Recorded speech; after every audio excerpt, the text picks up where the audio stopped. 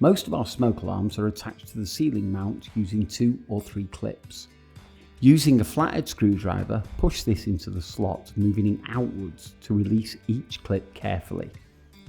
Some of our alarms will come away from the ceiling entirely. Others, you will need to first unclip the wiring. Open the battery case either by unclicking it or, where there is a small screw, unscrew it. Remove and replace the battery. Reclip the battery cover. Your alarm may beep to indicate that the battery is being replaced.